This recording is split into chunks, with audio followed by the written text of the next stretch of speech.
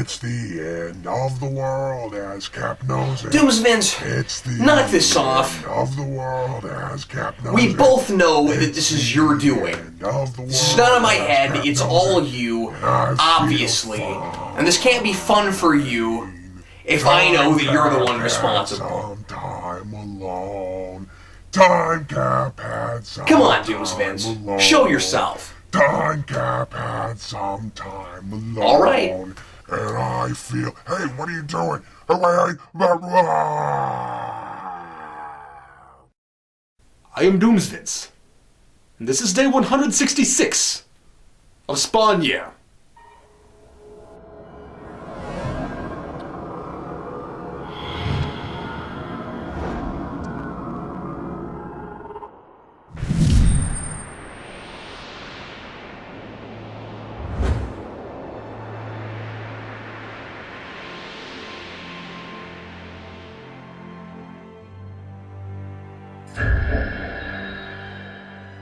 Before I leap headfirst into today's critique, I want to make one thing perfectly clear in my written record.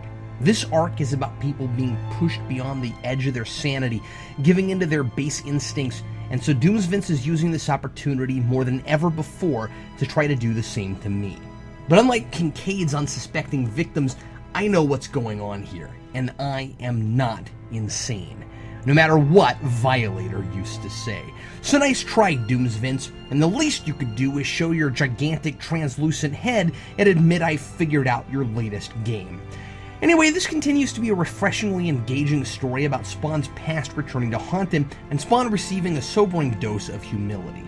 I'm most impressed with Hogwin's ability to naturally progress Spawn and other characters in positive ways and vastly improve the pacing and tone of the book without making it suddenly feel like something else entirely, like he's trying to slip these gradual improvements under the reader's noses. So the overall style and look of the book is the same, and everyone still has the same characterizations, but it all serves the story now. If something finally clicked in McFarlane's brain about effective storytelling, this is what it would look like.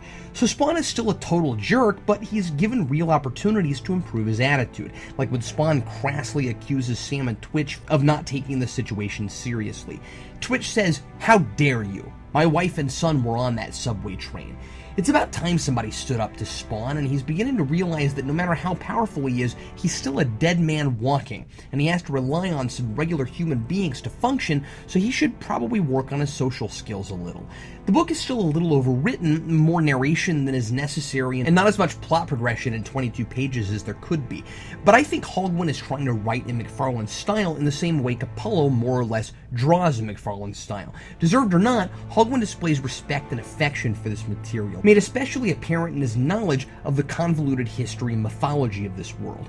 All that's really changed is that it's far more character-driven now. Characters talk about things, they don't just simply provide exposition or rehash previous plot points. There's a wonderfully tender moment where Sam asks Twitch why he's so cold, and Twitch explains that he chooses to remain calm because that's the only way to be productive. He's angry about what happened with Kincaid and his family, and he wants justice, but acting on pure emotion can't solve the problem.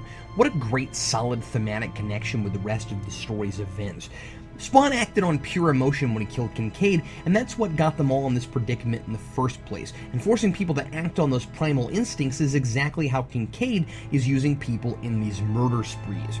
Importantly, he doesn't simply possess people, he taps into something inside them that's already there. So Billy is the personification of Spawn's greatest weakness, his raging impulsive violence, and Twitch is a reflection of the composed, put-together, better man Spawn so desperately needs to become. Hogwin took the thing I hated most about Spawn and he made a character arc out of it, telling a worthwhile story about self-control and self-improvement. I think he's my new best friend. I really like it when Spawn says that he thought killing Kincaid was the best thing to do, and then he corrects himself, saying, "I didn't think." To top it all off, Hogwin's thrown Jason Wynn in the mix, the flip side of Twitch, another man in full control of his faculties, in fact, a man obsessed with control, but a man who uses that ability to gain power rather than to protect people. Wynn loses his inhibitions when Kincaid possesses him, and he lives out the fantasy of one of Genghis Khan's raids, letting loose on a restaurant and ripping apart everyone there. This is as damaging to Win as it is to anyone. He's all about control, and without keeping up civilized appearances to manipulate the masses behind closed doors, he's ruined. He's murdered countless people without getting his hands dirty, but slaughtering a restaurant all by himself, he's now forced to walk a mile in Spawn shoes. He finds himself in Rat City by the end, offered help from Bobby of all people. This is a great exploration of the good and evil that can be accomplished by people in total control, and also the good and evil that can be accomplished by people without control. The constant that holds true for everyone is that action without reason is always destructive. I'm not sure why Billy has targeted Win instead of going right for Cyan. This can't do anything but help Spawn, I would think, and I hope there turns out to be a logical story reason for it outside of the philosophy. I'm still appreciating the levity, but one bit was a little long and intrusive for my taste. An entire page is devoted to Sam and Twitch making fun of Todd McFarlane for spending $3 million on the baseball Mark McGwire beat the home run record with. It would be more indulgent, of course, if Todd himself wrote it, but an entire page still seemed a little overboard.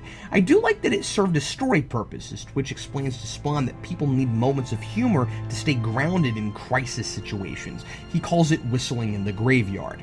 I've tried that. It doesn't do much for me. Signed, Captain Logan.